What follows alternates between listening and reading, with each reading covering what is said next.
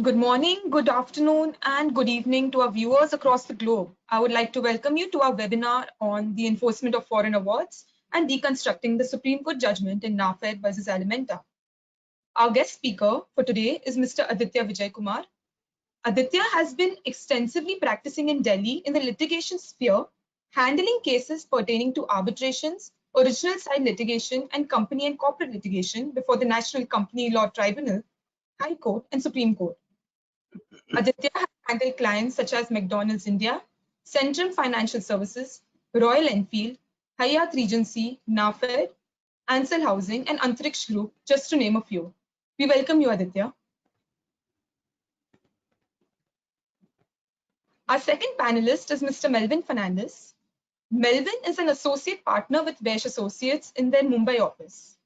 Primarily a disputes lawyer, he undertakes a broad range of commercial litigation and arbitration, both domestic and international, institutional and ad hoc, including contractual disputes, company commercial disputes, insolvency-related litigation, enforcement of foreign judgments and awards, and intellectual property disputes before various courts and tribunals.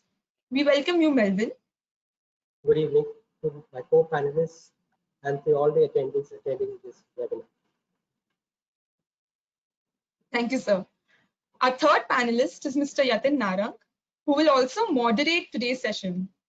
Yatin is a senior member of Vaish and has a total experience of about 12 years and specializes in mergers and acquisitions, restructuring of business, asset and share purchase deals, takeovers, arbitration, intellectual property, joint ventures and strategic alliances, structuring of complex investments, private equity, and general corporate advisory.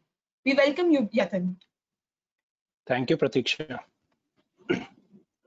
Before we start today's session, I would like to inform the audience that they may post any questions that they have in the question box, and we will address the questions at the end of the session. Over to you, Yatin. Thank you, Pratiksha. Good evening, friends, and welcome to our webinar. We all know learning is a continuous process. A person should never stop learning. There is an ancient shloka in Sanskrit, which says, 1/4 of the knowledge comes from the teacher. 1/4 knowledge comes through deep self-contemplation of the concepts. 1/4 knowledge comes through discussion on those concepts with the fellow students. And 1/4 knowledge comes with time. I believe the medium of webinar is an excellent mode where people can discuss amongst themselves and gain knowledge in any field. With this objective, to learn from today's session, and without any further ado, let's begin.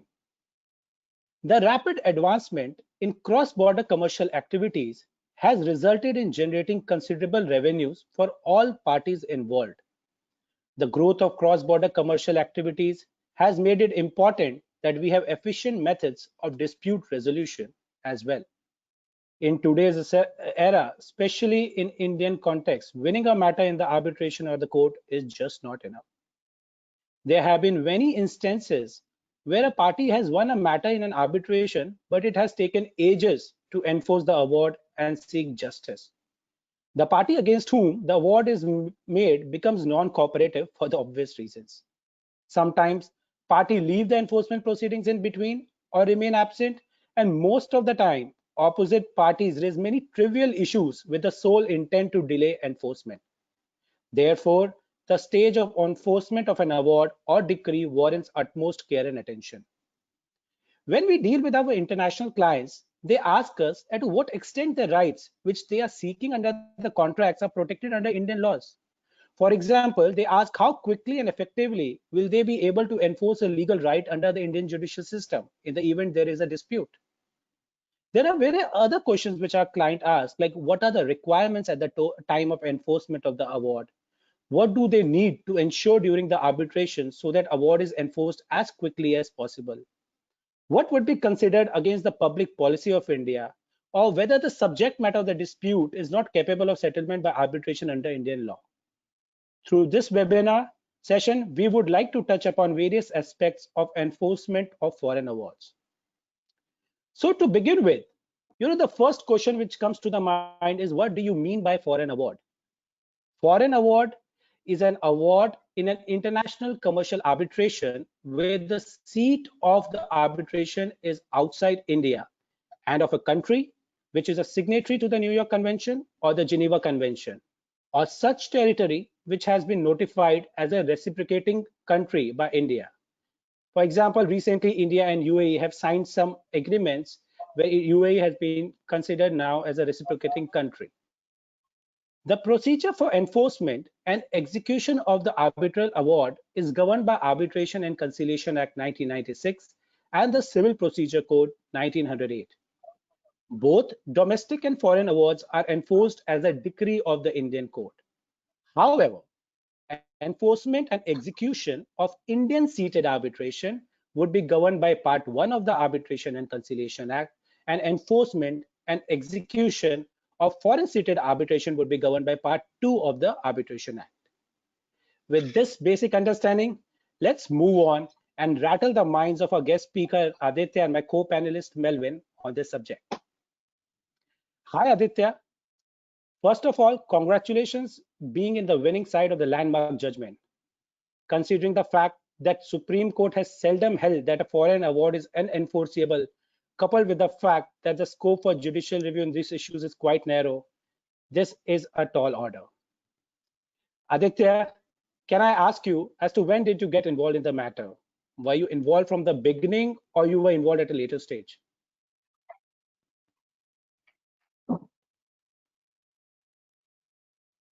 Aditya? Thank you for having me, Yatin. Yeah. We weren't involved in this matter right from the beginning. In fact, we were involved only at the appellate stage because this dispute actually started in the year 1979, 1980, about 5 years before I was born. So we eventually only appeared before the Supreme Court where we succeeded. Okay. Considering the matter began in 1979, 1980, it would be important to understand the factual situation considering that the Supreme Court of India has intervened in this particular matter, unlike other challenges. So can you tell us something about the judgment on foreign awards between NAFED and Alimenta? Sure. So NAFED was essentially an agency, a canalizing agency with the government of India. Now it had executed 2 purchase orders with a company called Alimenta, which is a Switzerland-based company. Now these two, there were 2 distinct purchase orders. One had an arbitration clause, the second did not.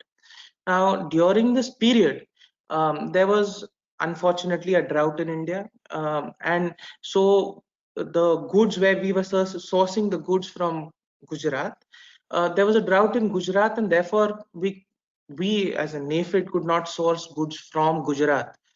So the government directed that there is no question of complying by the purchase orders. Now this coupled with export control rules, the NAFED actually conveyed to Alimenta that there was no question of satisfying the purchase order. Now, Alimenta gave an opportunity to NAFED to say, let's execute an addendum, let's defer the compliance of these 2 purchase orders, and let's see how things pan out. Now, when things were deferred, the government of India still stood on one leg and said, there's no question of supply. Therefore, Alimenta invoked arbitration and said, you are not willing to supply, that's all right, let's go to arbitration. And therefore triggered the arbitration clause where we as in the parties had to go to FOSFA. Now, against this, NAFED approached the High Court originally to say that there was no question of arbitration. NAFED got interim orders. FOSFA did not relent. So the tribunal was constituted and orders were passed. And this was despite interim orders that were passed by the Delhi High Court. Naturally, NAFED complained to the Delhi High Court. The Delhi High Court took further steps to stop the proceedings, but FOSFA didn't stop. Eventually, the Delhi High Court dismissed the petition, and against that, NAFED went to Supreme Court. Now, Supreme Court also passed various interim orders, and unfortunately, as luck would have it, the arbitral tribunal contravened these orders as well. Okay. Should the arbitral tribunal have refrained from carrying on with its proceeding? Shouldn't that have been the proper way? So typically that should have been the proper way, because any order that is passed which contravenes these interim orders of superior courts are a nullity in the eyes of law. So they should have stopped. Okay. So what then transpired? So eventually the Supreme Court considered the matter at length, heard the matter on merits, and came to the conclusion that one matter ought to be arbitrated. The second matter should be relegated to civil courts because there was no arbitration clause in that matter. That matter, insofar as that is concerned, that is gone to Bombay High Court, and that's listed for final arguments. Insofar as the arbitration is concerned, it was a two-tier arbitration. In the first year, unfortunately, NAFED suffered an order where NAFED had to pay about $4.6 million, along with interest at about 10.5% per annum. Now, again, NAFED naturally was aggrieved by this order. So it went to the second tier, which is the Board of Appeal under the FOSFA rules. When it went before the Board of Appeal, unfortunately, the arbitrator of Alimenta became its lawyer. But when NAFED asked for a similar benefit, the Board of Appeal said there's no question of a similar benefit. So NAFED said, fine, no question of a similar benefit, that's all right. Let my lawyer represent, and therefore a representation came from the lawyer.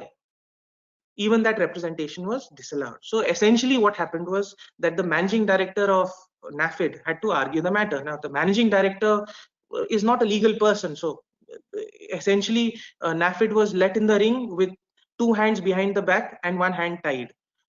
So naturally there was handicaps. Eventually the Board of Appeal reduced the principal amount from 4.6 million to 4.5 million and increased the interest rate from 10.5% to 11.25%. Now, if I file an appeal, I can't possibly be worse off in my appeal if there's no cross appeal. So obviously all these were grounds that we eventually took in Supreme Court, but I'll come to that. Now, since Alimenta succeeded before the Board of Appeal, it came for enforcement proceedings. And essentially in enforcement proceedings, Alimenta succeeded. Now, having succeeded, naturally, NAFED, again being aggrieved, filed an appeal against this order. Now, as luck would have it, because NAFED seemed to be jinxed in every possible round of litigation, even the division bench held against NAFED. So, again, two appeals stood to be filed. Number one, an appeal against the division bench, and then an appeal against the single judge Delhi High Court, where enforcement was allowed. So this was adjudicated by the Supreme Court on the 22nd of April 2020. Okay. So from the factual narration, there seems to be quite a few questions of law which stem for consideration. Could you elaborate on this as well? Sure. So there were only about 10 questions of law, but only a handful were actually adjudicated upon.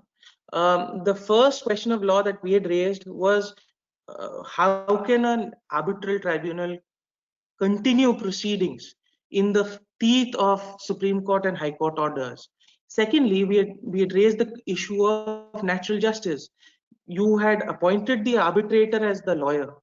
You had not allowed me legal representation, and you had essentially increased the interest rates. How could one do that? All of this was against natural justice. We also raised the issue that if our rights are violated,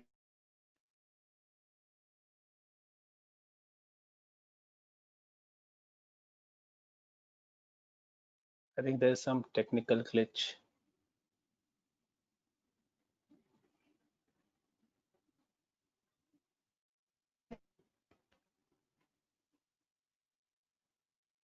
Aditya, we lost you in between. could you hear me now? Yeah, can hear you. Yeah. I'm so sorry. So one of the other issues that we had taken up was that NAFED was released from its obligations, and it was released primarily because of the government directive, and therefore there's no question of enforcement even on that ground. we had also essentially stated that the single judge had saddled NAFED with interest over and above what was already awarded. Now, this couldn't have been done. There was no provision to do so. And we also raised issues of, which is a very important issue, of when the US dollar award has to be converted.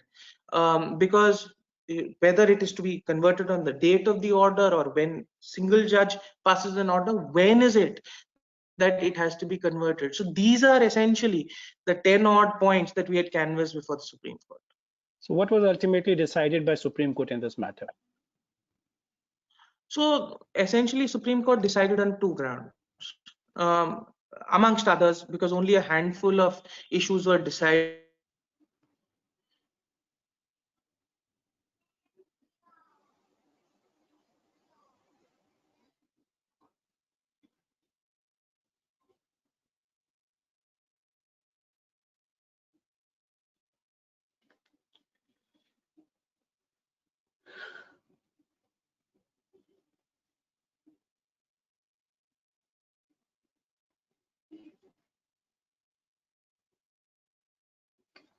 Sorry, I think there is a technical issues with Aditya.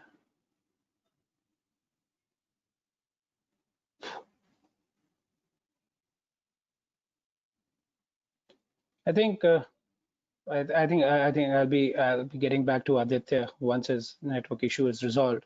I think in the meantime, I'll come to you, Melvin. Melvin, you have considerable experience in the field of arbitration and foreign awards. So when does an award attain finality? And is it necessary for it to attain finality before enforcement proceedings are commenced? Yes, the award has to attain finality before it is enforceable.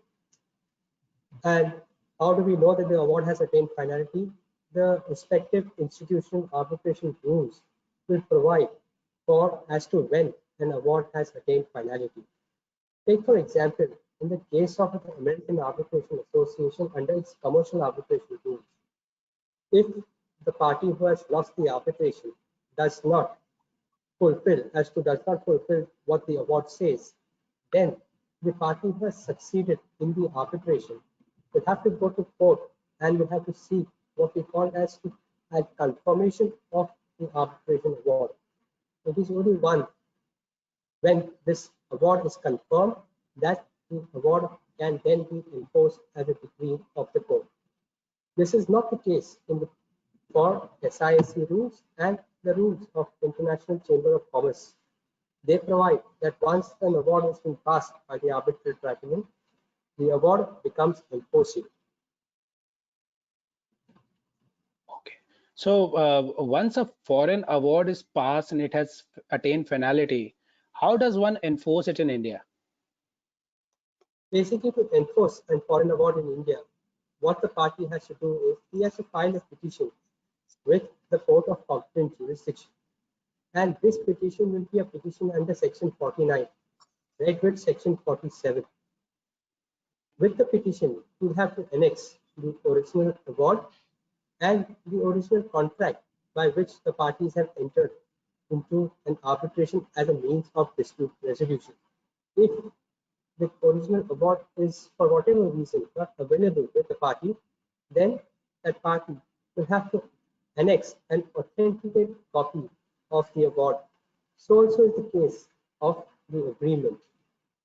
Further, if the award is in a foreign language other than English, then a translated copy of the award will have to be annexed with the petition. Okay. So is it at this stage, the objections would be filed, if any, by the counterparty? Yes, it is at this stage, once the petition has been presented for enforcement, that the counterparty files its objections. Primarily, the objections will have to fall within the ambit of the provisions of the statute, that is section 48 for a New York-driven or New York-centric driven arbitration. One critical issue I have to highlight out here is, and this is important, is when the objections are filed and if the court goes to hear the petition, and the other party seeks time to defend the objections of whatever reason, the court may, on an application filed by the party seeking enforcement, put the counterparty to terms by asking him to provide sufficient security, a security amount which is sufficient for that of the commensurate to that of the award. Okay, okay. So, Melvin, before which forum would this petition would lie?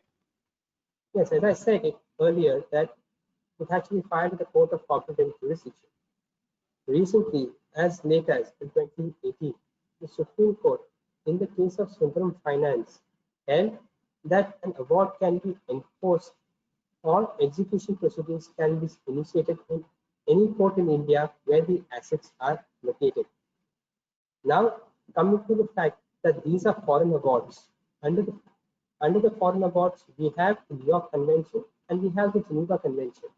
In both these conventions, they have an amendment has been brought in to say that it is the High Court having jurisdiction that will entertain such petitions. Now, which are these High Courts? The High Court which has original jurisdiction, for instance, the Bombay High Court, or an High Court which hears appeals which come from a court of a support or which hears appeals from a court or a subordinate court.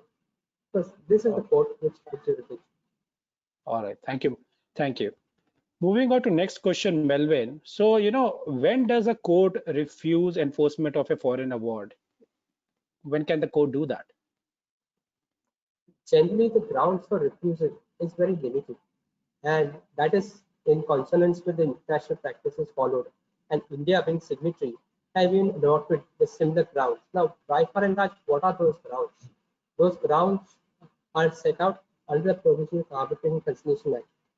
We can look at the grounds as under.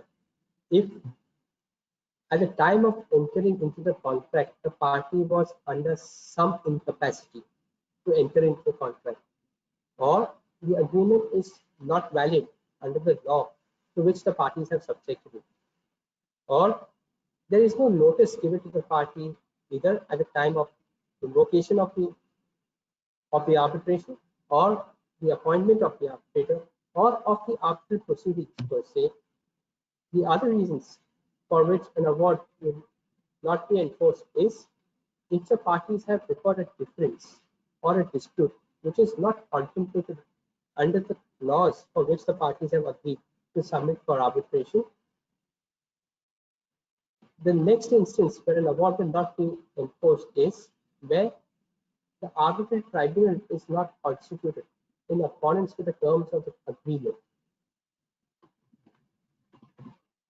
Another instance when an arbitration award will not be enforced is if the award has not yet become binding between the parties or the award is set aside. Besides this, a court may also refuse to enforce an award if it is contrary to public policy of India, or if the award is not capable of settlement by arbitration under Indian law. This is important, that it is not capable of settlement by arbitration under Indian law. Okay. Thank you, Melvin. And correct me, I think in various judicial precedents like Renu Sagar and all, it is clear that the grounds which you just mentioned are the exhaustive list.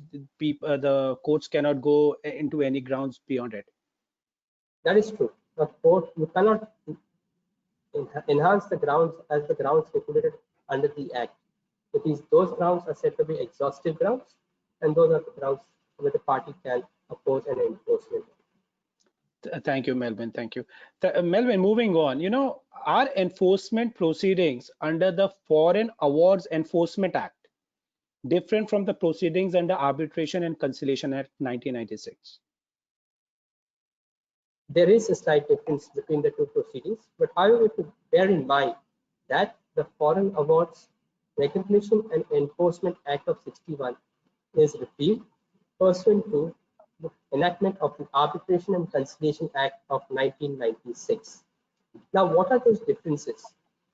Unlike the enforcement proceedings set out in the Arbitration and Conciliation Act of 1996, in the erstwhile provisions, what one party is required to do is you require to file a petition with the court. Now, this petition is not numbered as a petition, but is numbered as a suit.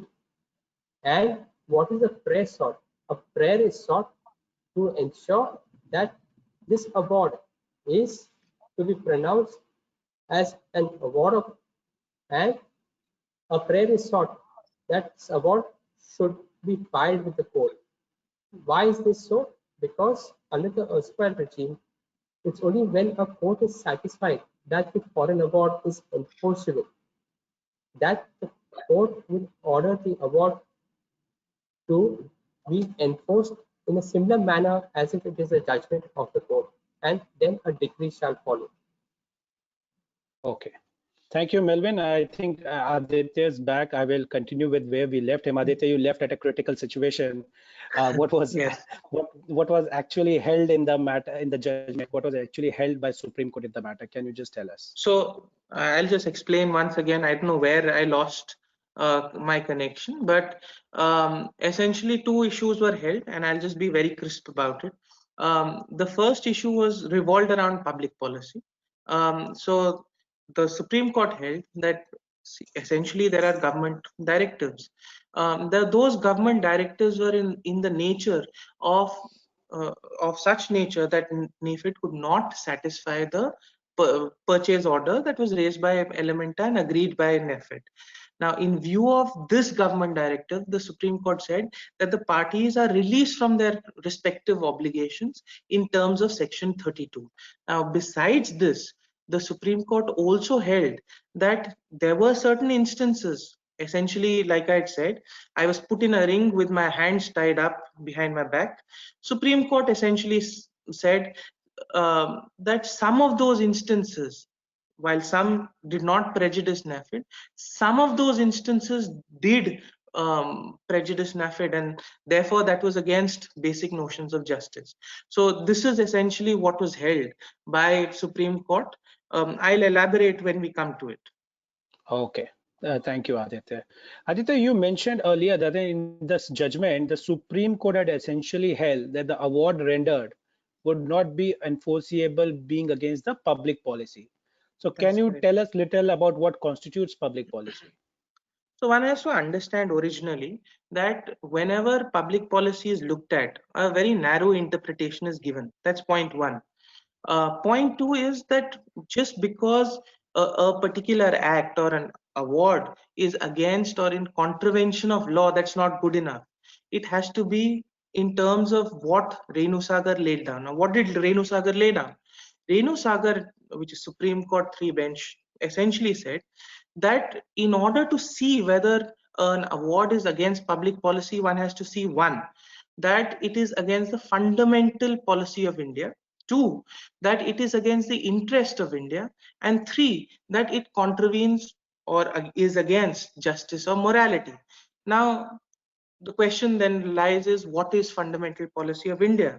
Now, fundamental policy of India is essentially the core policies, which if contravened would render the award unenforceable. Now, one has to understand that when Renu Sagar was being adjudicated upon, Supreme Court really did not have the benefit of the explanations under Section 48 that it has today. So therefore, today the explanations have what exactly constitutes public policy, but that was not the case in the earlier regime. So that, unfortunately, insofar as public policy was concerned, when Renu Sagar was pronounced, Supreme Court had its limitations. Okay. Could you also explain the term, patent illegality in terms of public policy?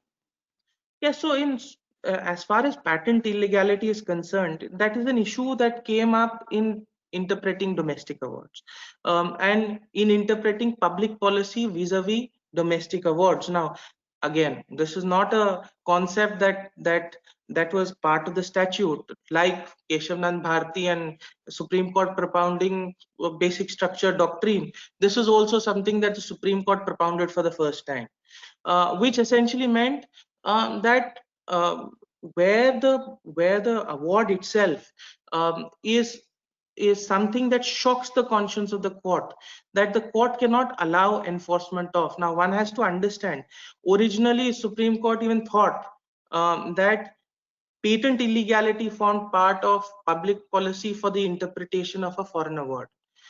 This was done in the Fulchand case, but and so therefore the Supreme Court made a broader interpretation of public policy than what Renu Sagar had originally envisaged. Now, that then came up for consideration before the Supreme Court again in another matter of Progetto. Now, in Progetto, what happened was the Supreme Court was faced with that previous judgment where we will interpret public policy in a broader sense. At that time, thankfully, it was pointed out that Renu Sagar, being a 3-judge bench, had interpreted public policy in the domain of foreign awards a little narrowly, not as broadly as the previous judgment. Supreme Court, thankfully, again recognized this issue, overruled that judgment where the interpretation of public policy came to be interpreted widely, and said Renu Sagar is the correct test. Now, after that, unfortunately, Supreme Court went a little awry again. So the matter comes up for consideration in Western Gecko. In Western Gecko, Supreme Court says non-application of mind, gloss over of evidence, all of that also constitutes public policy. Now, again, that was wrong. Now, the legislature realized that the Supreme Court was struggling with this issue. So the legislature actually in 2015 brought in the explanations. Those explanations were basically those tests that were laid down in. So Renu Sagar in that sense was a watershed judgment because it brought about or gave the legislature the idea that it could bring in concepts such as fundamental policy of India, interests of India, basic notions of justice, which is the explanation today. Now, as far as patent illegality is concerned, that's a test today in section 34. That is not the test in a foreign award. Okay, but wasn't this issue was identified by the Supreme Court also in the matter of Sangyong and Vijay Karya as well? Yes, so that's correct. So you're absolutely right in saying that it was identified earlier. Now, Supreme Court has actually followed jurisdictions such as Singapore and England to say that, you know, one has to be pro-enforcement. And if you're going to be pro-enforcement, you have to interpret foreign awards or enforce foreign awards or refuse enforcement of foreign awards narrowly. So Supreme Court took a cue from Singapore in that sense. Okay, okay. And Aditya, isn't it correct that public policy also includes, you know, basic notion of justice? Does it not form an integral part of the challenge under the head of public policy? Can you elaborate a little bit on this as well? Yes, of course. So you're right again to say that it forms part of basic notions of justice do form part of public policy. Now, the question is, what is basic notions of justice? So essentially, again, something that shocks the conscience of the court. It's very similar to patent illegality, something that shocks the conscience of the court that will fall within the domain of basic notions of justice. Now, one has to see that bad reasoning is not good enough. Similarly, one doesn't have to look at it and nitpick in this issue. What has to be seen is the award in a holistic manner, and if seen in a holistic manner, does it shock the conscience of the court or not? Okay, so so by this logic, correct me, you know, if there is a violation of a provision of a Foreign Exchange Management Act, is it that the foreign award will be rendered to be unenforceable?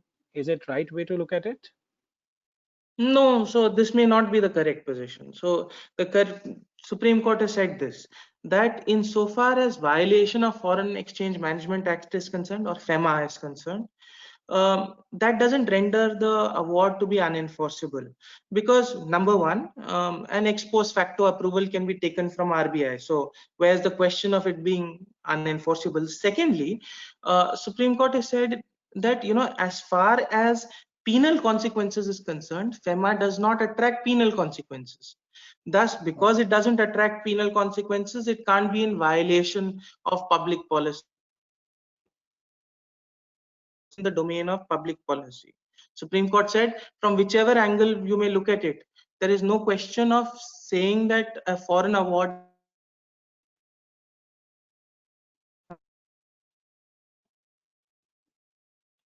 I missed you on the last part, Aditya.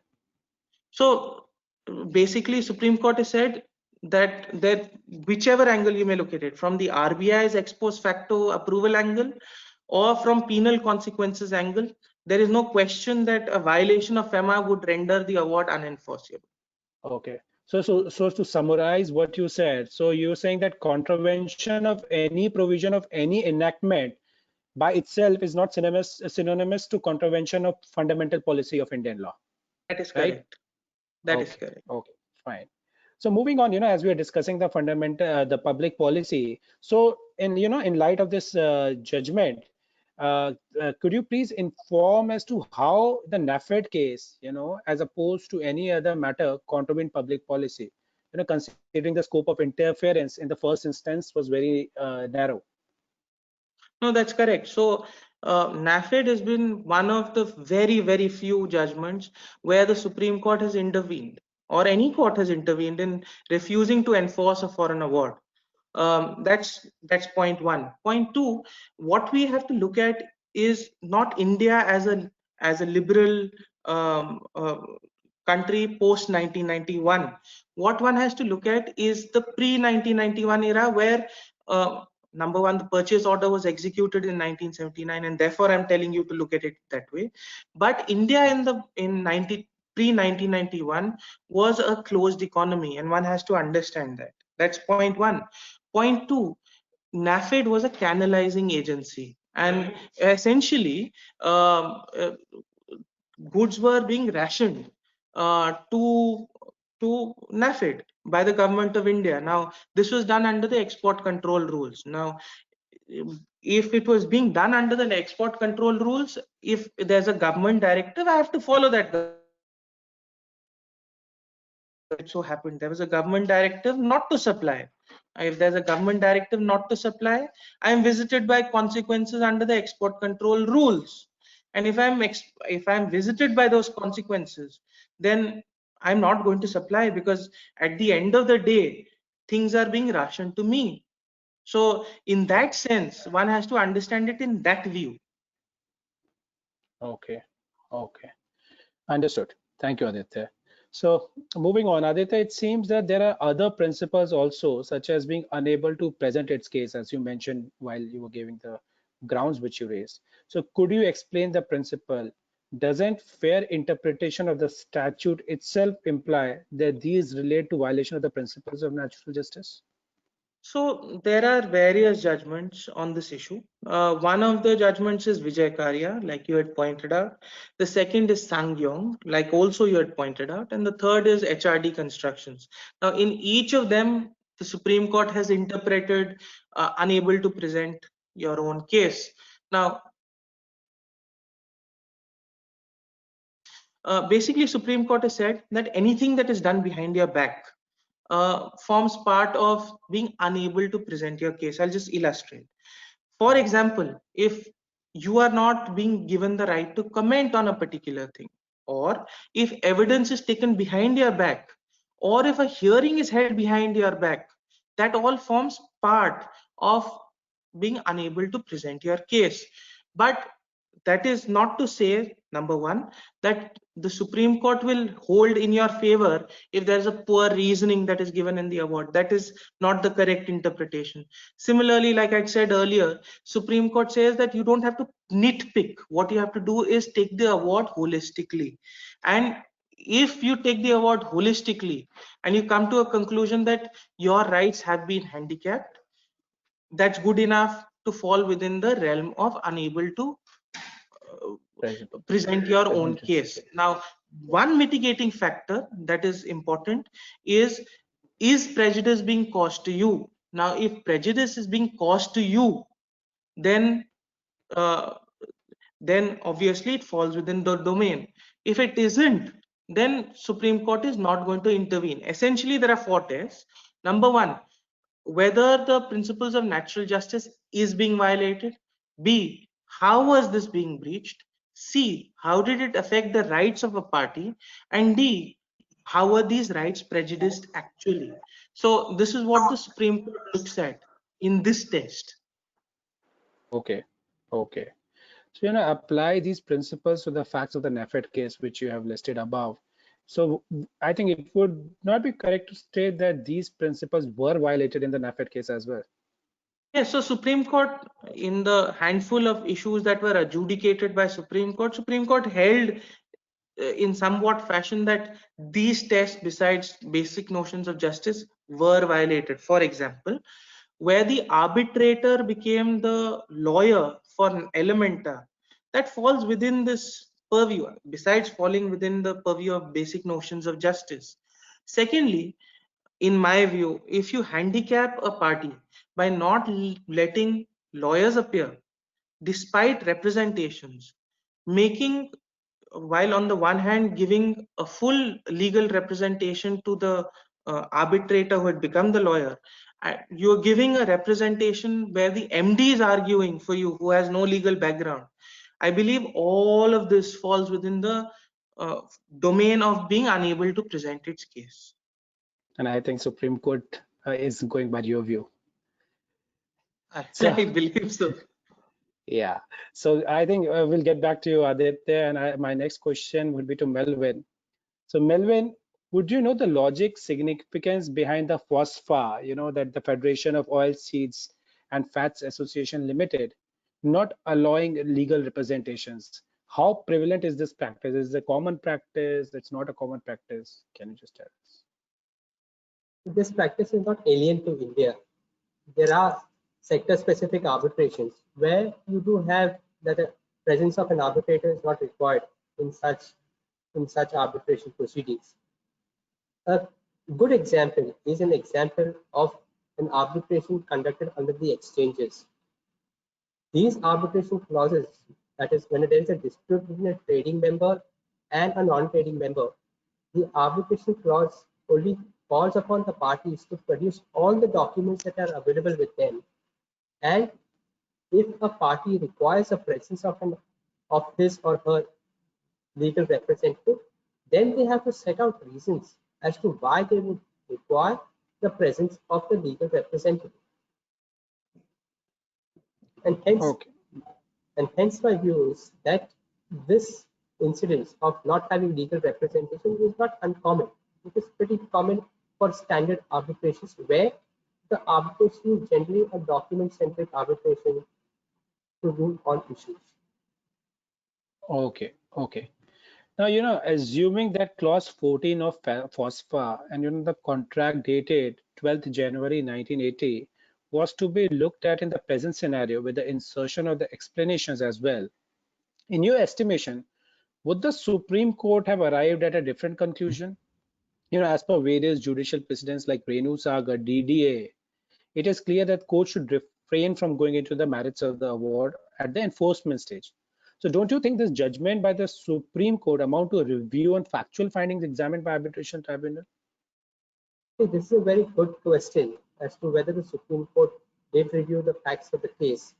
But when we do consider the entire issue and we look at Renu Sagar, which is one of the earliest judgments even before the insertion of the fact or the explanation which is now provided in the 2015 amendment, Renu Sagar said that an award can be set aside if it is against the most fundamental policy of Indian law. So when the test was done, and especially when Supreme Court looked at the contractual clause and saw that it was against the most fundamental policy of Indian law, that actually what was required was to set aside such an award. And that test is very clear in the contractual clause 14. The clause 14, when Supreme Court interpreted the clause, it saw that the clause is a contingent contract, and in the facts of the case, the government of India declined giving any permission to NAFED, and therefore NAFED could not supply. Using this, the Supreme Court set aside the foreign award. But in the facts of this case, it is evident that the Supreme Court did look at the contractual clause because it was so germane to the issue.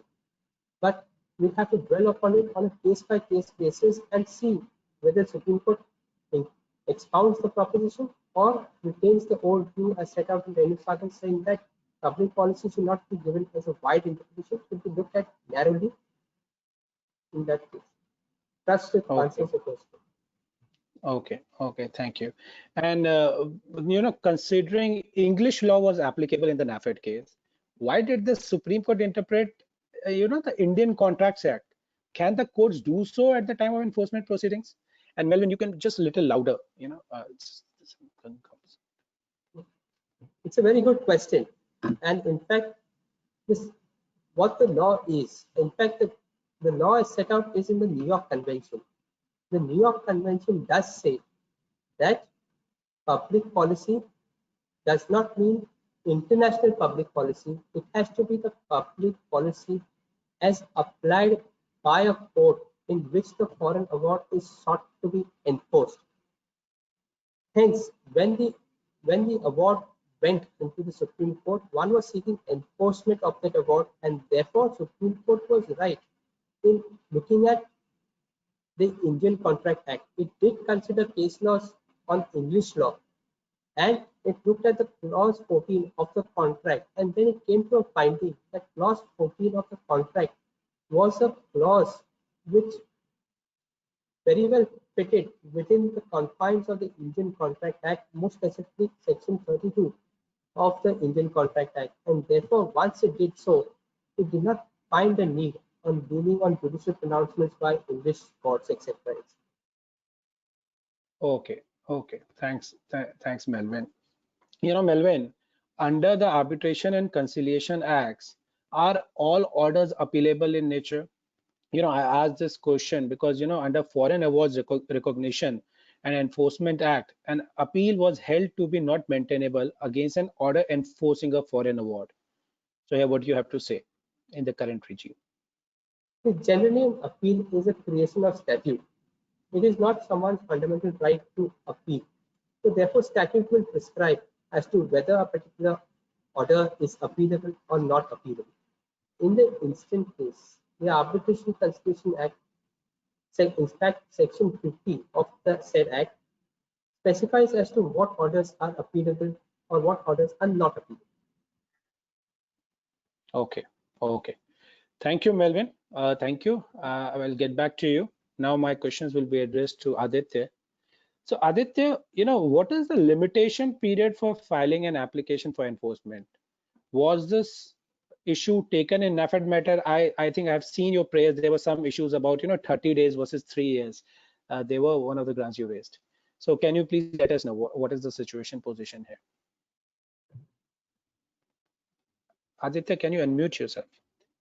Yes. So for the viewers, limitation period is that period where you have to bring the enforcement proceedings to court. So that being said, the question is first question is whether I'd raised this issue. The answer is yes, I had raised this issue.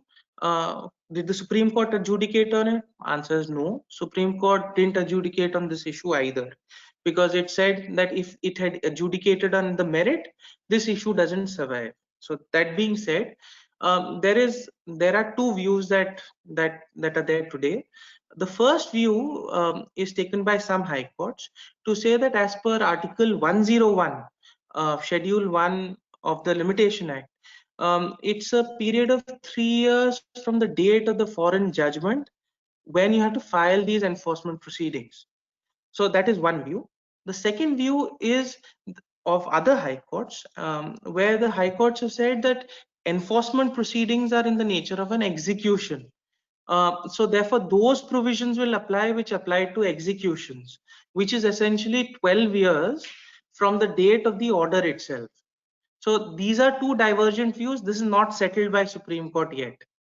Okay, so it is either 3 years or 12 years. It is That's still to be decided. All right. yes. Can the okay. So can the court, while enforcing a foreign award, add interest over and above the awarded amount? So the question can be addressed in two ways. Number one, whether there was a provision in the old act, and secondly, whether there's a provision in the new act.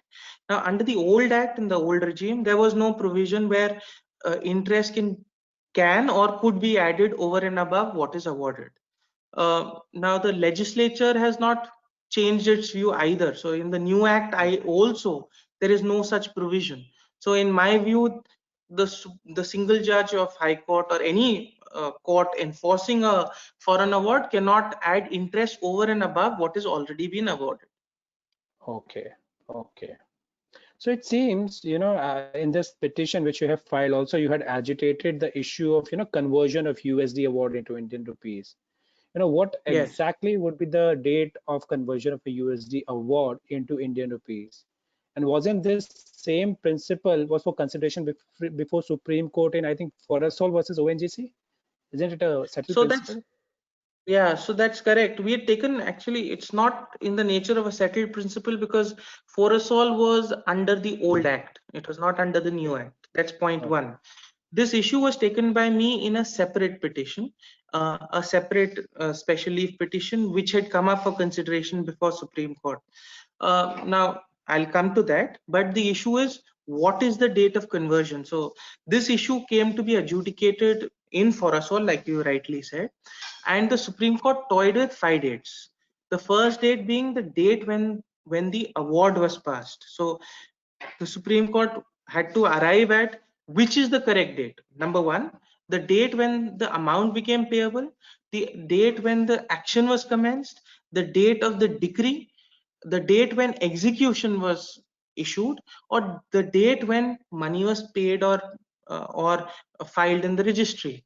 Now, Supreme Court in Forasol said that what is important is the date when the rights and liabilities stood crystallized. Now that obviously Supreme Court came to a conclusion in its own way to say that that is the date of the decree. Now this is under the old act, like I said.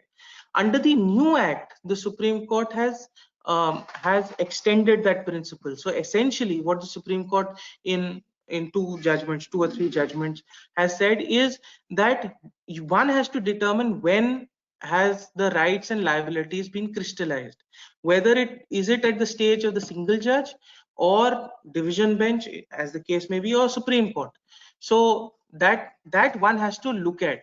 But that being said, one has to also look at the concept of merger or the doctrine of merger, because one has to look at, assuming I have lost in Supreme Court, one has to see whether that order merges with the order of the single judge of the High Court.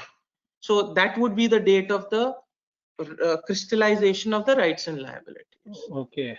So what you are saying, that, if this judgment by the Supreme Court, which came in April 2020, would have been against NAFED, and NAFED was obliged to pay, then he would have to pay by the current USD rate of, say, around That's 73, 75 rupees. So it that's means the correct. actual obligation was something around 8 crores. Now, if I, convert it at that time, I think dollar was $1 is 8 8 odd rupees, rupees. 8 That's odd correct. rupees. Now it would have become, the liability would have become 450 crores. That's correct.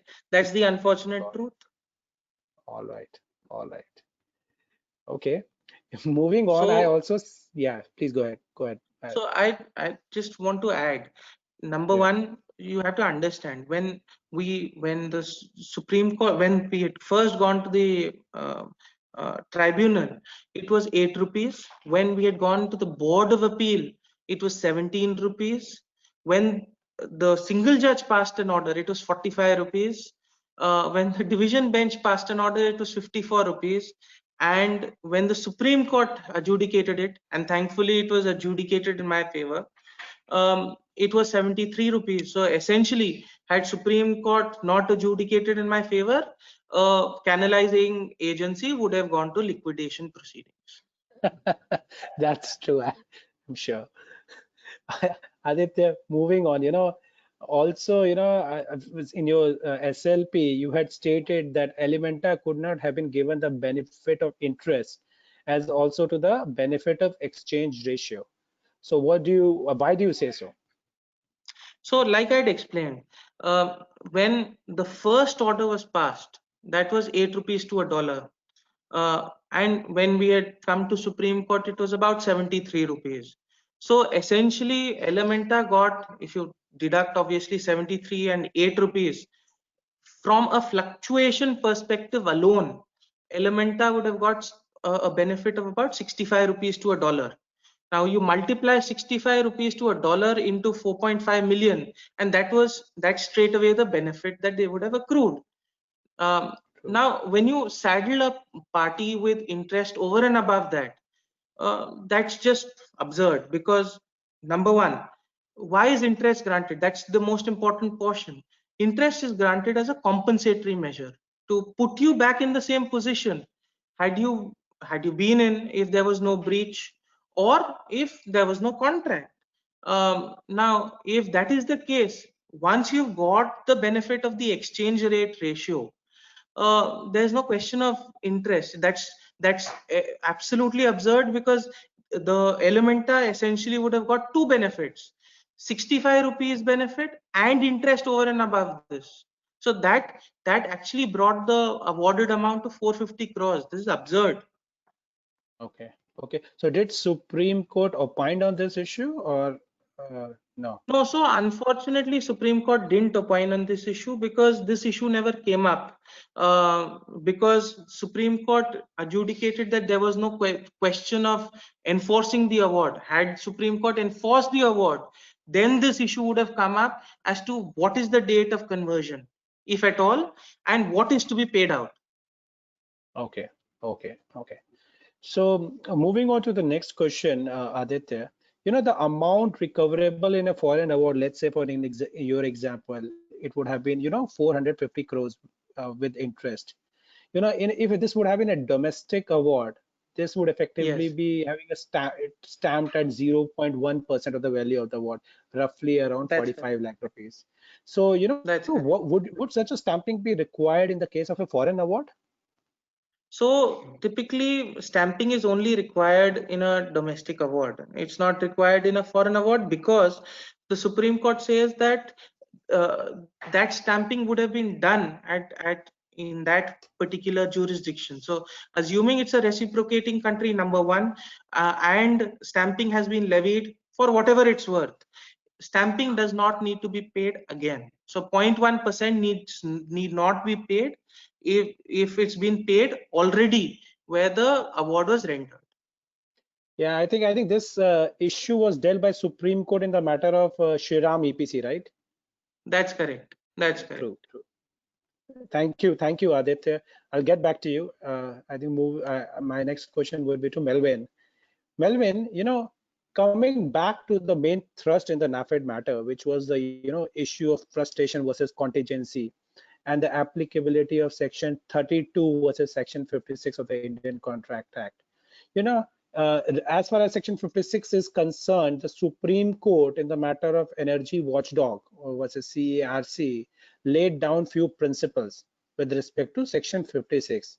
So can you tell us that has there any been change affected to the said principle by this judgment, NAFED judgment? No, there has been no change with regards to the principle laid down by energy watchdog. In fact, this principle has been consistent right from the earliest judgment, that is from the judgment of Satyabhatta Ghosh, which was propounded in the Supreme Court in 1954. NAFED has not even touched upon this aspect. In fact, what the Supreme Court did in NAFED was on interpreting the clause, the contractual clause. It came to a finding that the contractual clause was in the nature of a contingent, and therefore the contract became a contingent contract. And because it became a contingent contract, and because of the government of India declining permission to NAFED, it then set aside the entire award on that ground itself. Okay, so for our viewers, Melvin, can you tell us what is the difference between Section 32 and Section 56 of the Indian Contracts Act? don't section 32 and 56, operate in two different domains? How such an interpretation has been given earlier? So it's a section 32 and section 56 does operate in two separate domains. And the best example for how do we interpret or how do we look at section 32 is just have a look at the illustrations set out in the Indian Contract Act. Those illustrations will throw light on what exactly is section 32. I'll just take two illustrations of the illustrations set out in section 32. The first illustration is A makes a contract with B to buy B's horse if A survives C. This contract cannot be enforced by law unless and until C dies in A's lifetime. And the second illustration is A contracts to pay B a sum of money when B marries C. C dies without being married to B. The contract becomes void. So these are a couple of illustrations under section 32, which will show as to what exactly is section 32. Further, if you look at the illustrations of 56, they too also will throw light as to what exactly is section 56.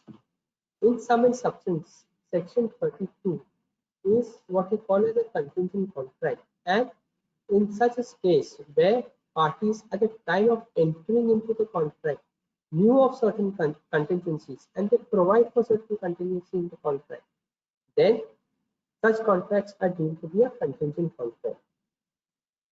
Okay. Just okay. Thank you. Thank you, Melvin. I think, now coming to a very common question, and what, like this is more from a practical purpose. Can you tell us, what are the important aspects that one should keep in mind while entering into contracts with government agencies? Can you elaborate in relation to the arbitration law, like which is the most effective way? So generally, when you enter into a contract with any government organization, they have a psycho-style contract, and negotiating on such a contract becomes very difficult. So what are the couple of points that we can look at? More so in considering the latest judgments which have come through by the Supreme Court. One is on the dispute resolution clause. In the judgment of Perkin Eastman Architects EPC and another versus HSBC India, which has come up as late as December 2019, that judgment says that an interested party in the contract cannot appoint an arbitrator, and if such an appointment is done, then the appointment is bad in law, and parties have to get a neutral arbitrator appointed.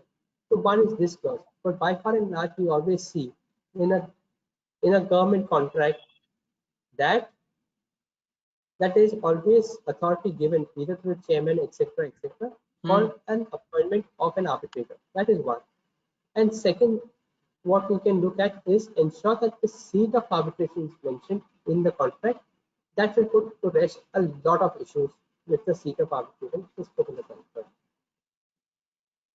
Okay, thanks, Melvin. Aditya, would you like to add something to what Melvin said? Sure. So I actually believe that number one, you need a good arbitration clause. These days, the arbitration clauses are terrible. There are clauses which just say arbitration full stop. There are clauses which are, so basically what I'm trying to say is you need a wide sweep so that the entire dispute gets adjudicated in that particular arbitration. That's point one. Point two is that you need a sole arbitrator that cuts costs, because these arbitration clauses sometimes have three arbitrators, and you end up paying a lot of money just to arbitrators. Now you either pay money as per the fourth schedule if it's an domestic award, or you pay it at their whims and fancies, the arbitrators' whims and fancies. You want to avoid that. So it makes sense to have one sole arbitrator. Secondly, you want to have India as a seat. Thirdly, you want to clearly say that number one, that sole arbitrator will charge as per a particular schedule, and you should be agreeing to confidentiality of arbitration proceedings. Anything that goes on in the arbitration proceedings are absolutely confidential. That is the most important, because that's the new amendment that's come under section 42A also, but this is very important. Okay. Aditya, about arbitration and the civil courts. I read some article which you have written. So what is your view? Which is better? Though we are discussing arbitration, I would like to have your views, and which is better mode. So And I had I had published an article. Um, Thankfully, it's being read. I had published an article where essentially I had said that commercial courts are better than arbitrations. I had said this because of 5 or 6 reasons. One is that the hallowed principle was that arbitration has to be speedy. It's not speedy. Let's not think that it is. That's yeah, absolutely wrong.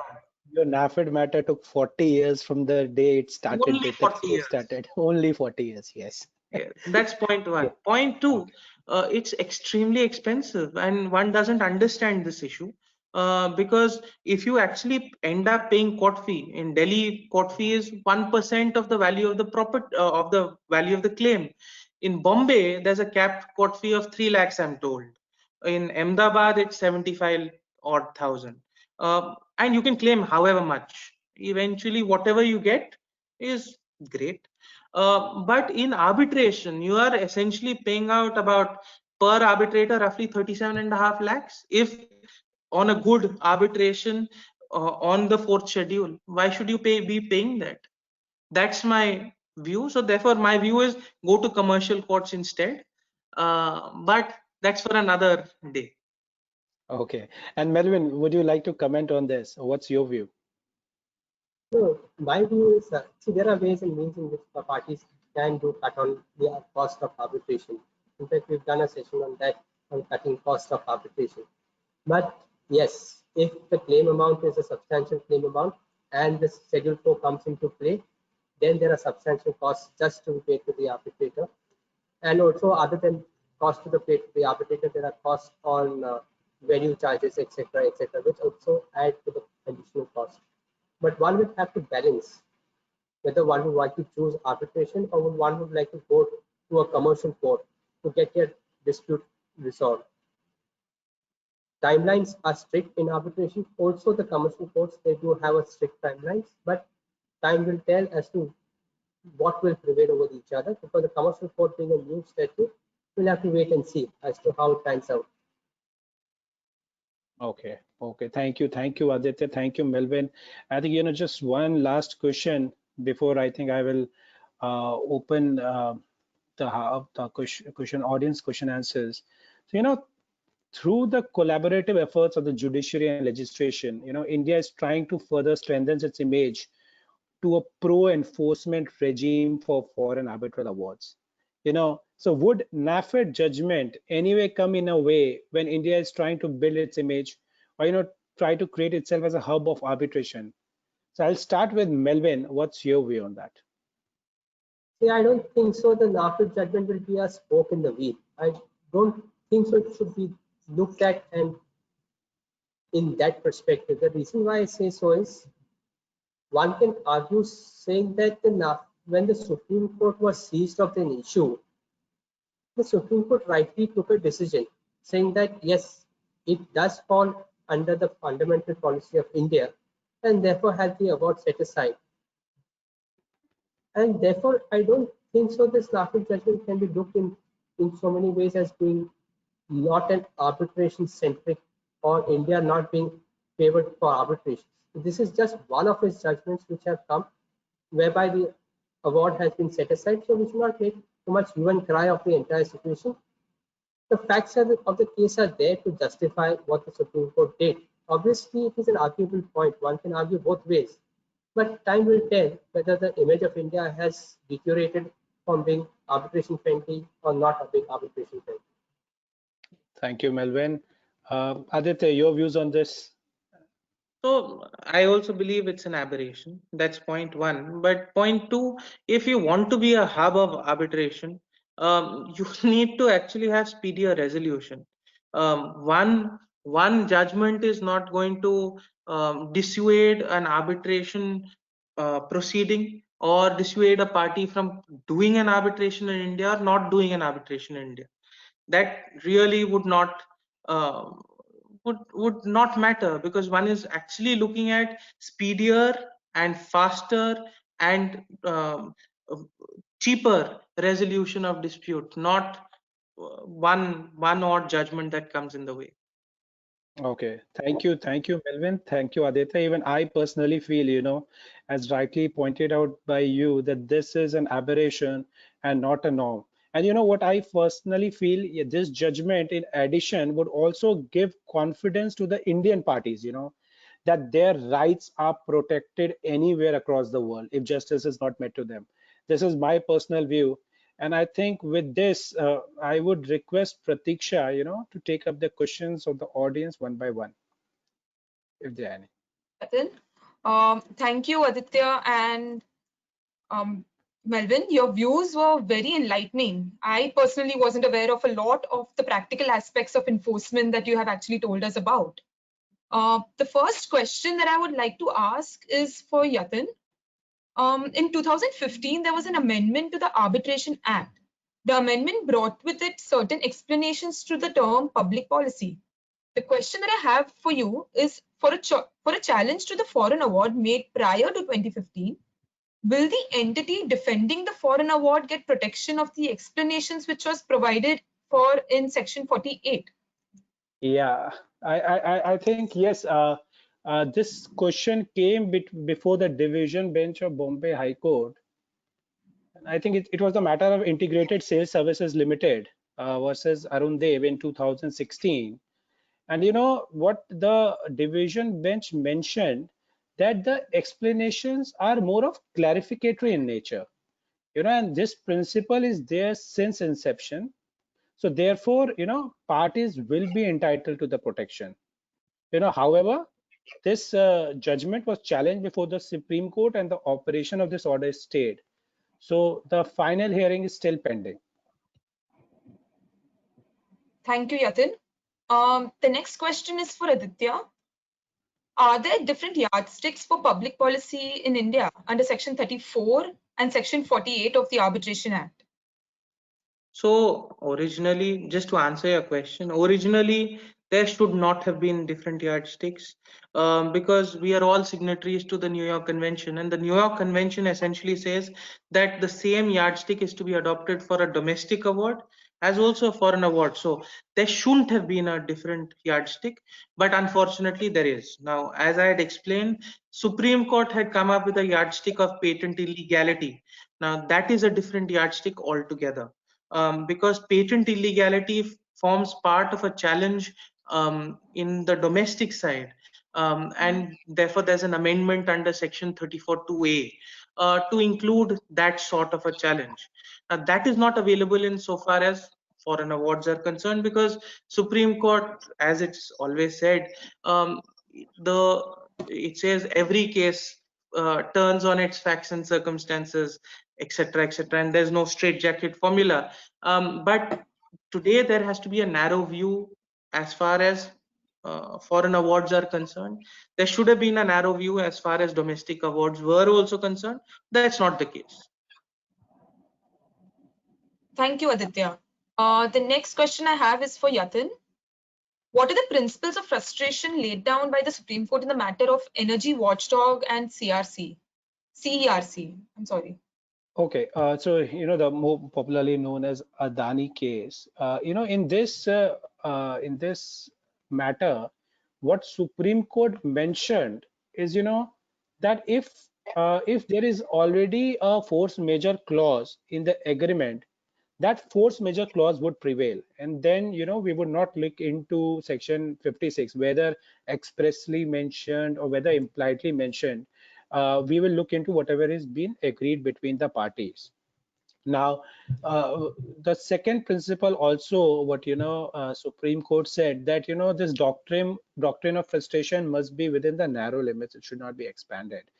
Uh, it also was agreed. Yeah, the Supreme Court also mentioned, yeah, if there is an alternative mode of performance of a contract, and if that is available, then the section 56 would not come, because section 56 to come into play, the act must become, or it has to become impossible.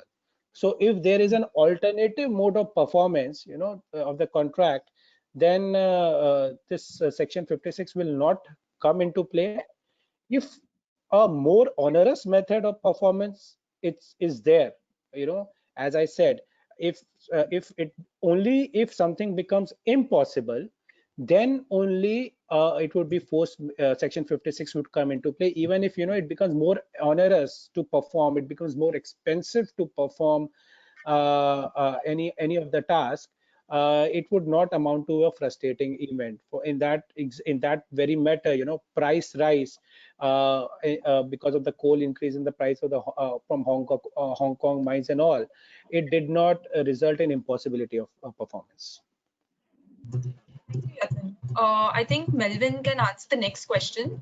If an award is from a country which is not a party to the New York Convention or the Geneva Convention, or from a reciprocating country in general, whether that award would still be enforceable in India? See, enforceability, as so far as enforceability is concerned, India provides for enforceability of an award if the award is passed either for parties who are signatory to the New York Convention or if parties are signatory to the Geneva Convention. Now, if an award has been passed where the country is not a signatory to either of these two conventions, then the only recourse what I see is that the party will have to file a suit in India, and under the suit try to seek a decree against the party. I think Pratiksha, I'll help you. I think there are many questions. I think I'll join again my role of asking questions. I think Aditya, I think this you can ask. Why was ruling of Vijay Karya not discussed and followed in NAFED? I think this question typically, is harsh. okay, so typically the NAFED matter was reserved in September, and by that time the Vijay Karya judgment hadn't come in. So that Vijay Karya judgment came sometime in February. With that being said, assuming Vijay Karya had been taken into consideration, it's not been taken into consideration, the findings would have been the same. In fact, Vijay Karya has only strengthened the position of NAFED. So had that been taken up, NAFED's judgment would have been a lot more, it would have been buttressed with a lot more information and precedents. Can you just give example how, one? For example, the test of basic notions of justice or contravening the basic notions of justice was further expanded. For example, Sangyong had given not such a wide scope. The scope was widened by those 4 tests that I talked about in the Vijay Karya matter. So assuming those 4 tests had been applied, the NAFED judgment would possibly have been further reasoned on those grounds. So assuming Vijay Karya had been taken into consideration, it wouldn't have led to a different result. In fact, it would have led to costs on Alimenta. Okay. I think Pratiksha, the next question, I think from Hemant Kumar, I can see, I think Melvin. Yes, yeah. I think everyone can actually give their view on this question. Yeah, His question is, can we argue that the NAFED judgment is fact-specific and pertains to the erstwhile Foreign Awards Act? Aditya, sir, if you wanted to go ahead first.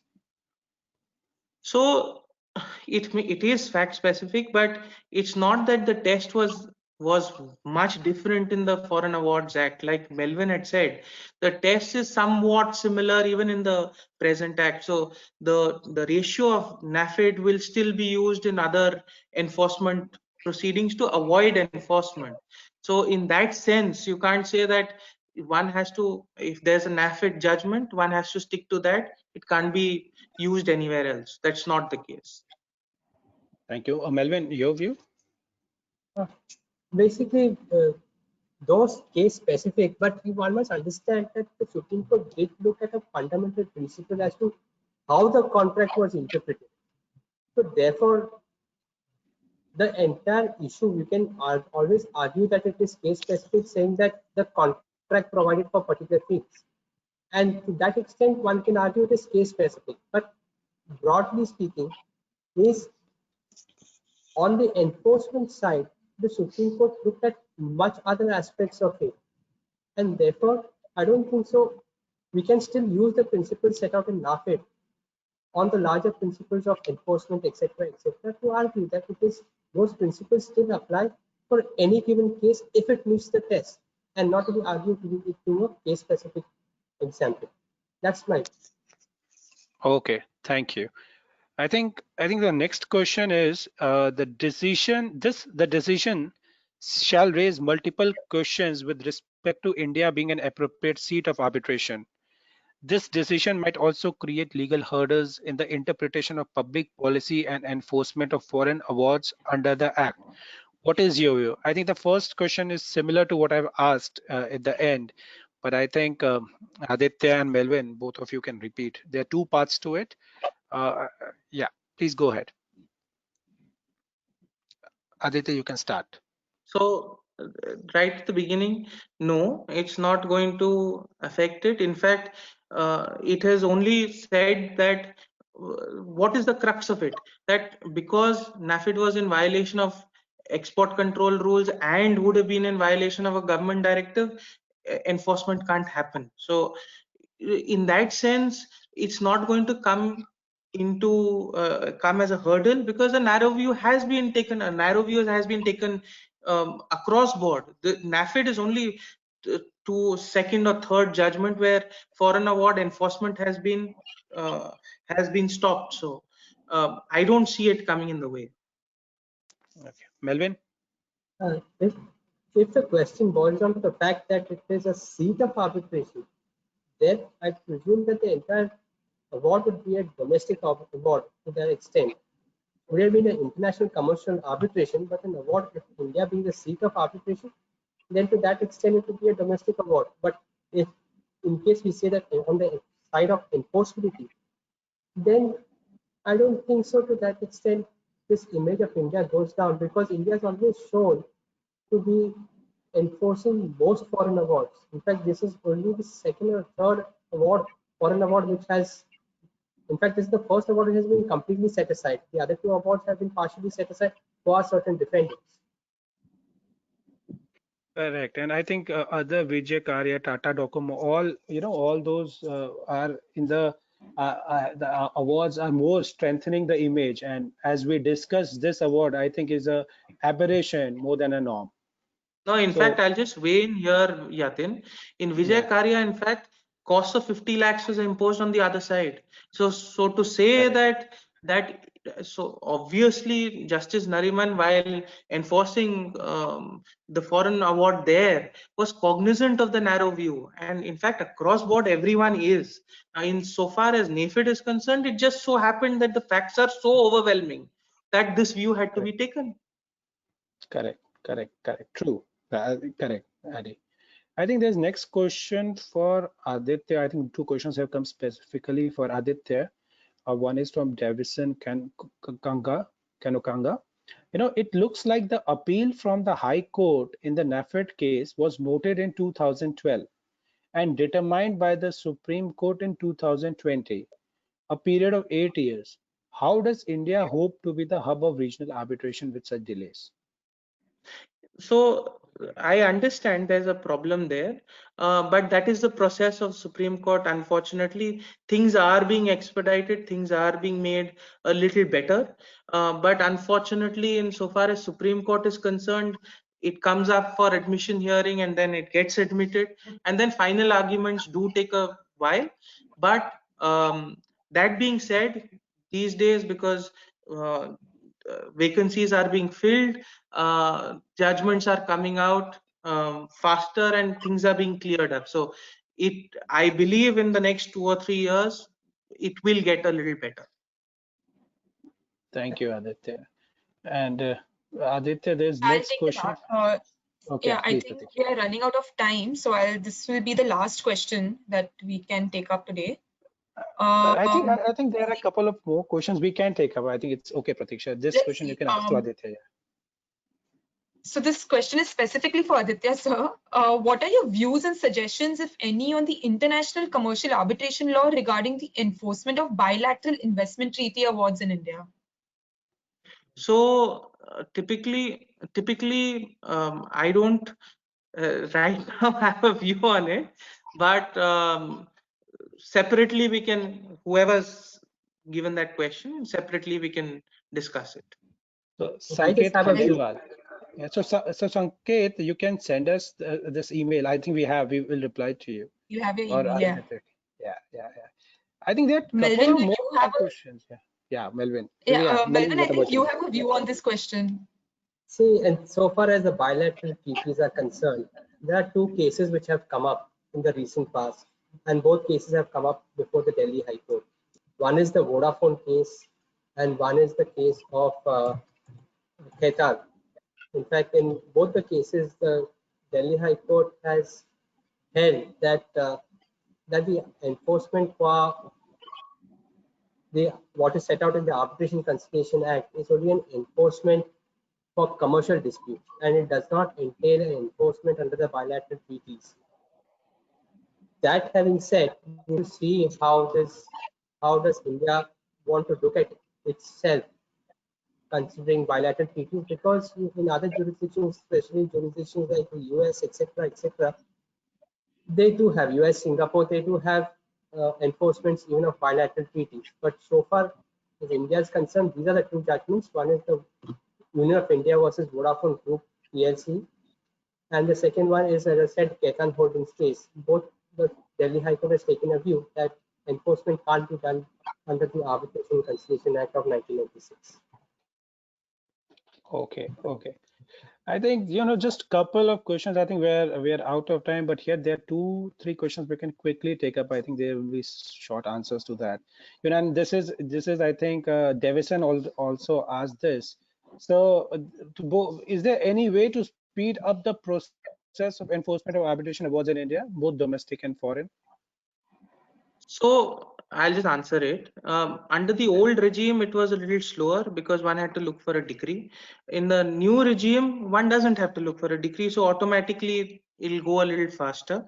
But in so far as domestic awards are concerned, a stricter view is being taken in various metropolitans where appeals are not objections, and appeals from those objections are not being taken lightly. Notices are not being issued lightly, and therefore there's a dismissal at the threshold itself. So there have been cases where awards have been rendered, and in that very year payments have come. So it's not as bad as it's being made out to be. There are some redeeming factors.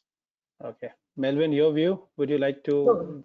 No, I just supplement Aditya's view. Yes, in fact, courts have been cognizance of the fact of the so-called stigma attached to India, saying that judicial proceedings does take a long time, and they are trying to at least weed out most of the petitions which do come at the threshold itself. And if they don't find merits, they don't find merits, and they dispose of the petition at the threshold. They don't wait for it to be admitted, finally heard, etc. So India is looking at changing its image as being non-enforceable to being an image of enforcing awards. Okay, and I No, think in there is fact, a one other thing, there is a 2019 amendment, which is based on a high-level committee of Justice Sri Krishna, who has recommended a speedier process. So there are amendments that are happening. Legislature is cognizant of various issues, true. and things are getting speeded up. It's correct, rightly said. And I think it is the last question. Is it advisable? I think is it advisable to have a seat and venue in an arbitration clause? I think I'll answer only seat is sufficient. I don't think we need to specify both seat and venue. I think seat is sufficient. So I think there are other questions also, Pratiksha. I think with that we can, I think take it up later. I think with this we can end the session. Yes, sir. First of all, I would like to thank all our panelists for agreeing to be part of this uh, of the panel today. I would personally like to thank Aditya for agreeing to be a panelist and giving us his insights on the case, especially on the background and the facts of the case, which ideally we would not have been privy to. I would also like to thank Melvin and Yatin for their knowledge and their views and opinions on the law. Lastly, I would like to thank all my viewers for attending the session, and for their questions. I hope this webinar was insightful and that we were able to answer all your questions. If not, we will definitely reply to them via email.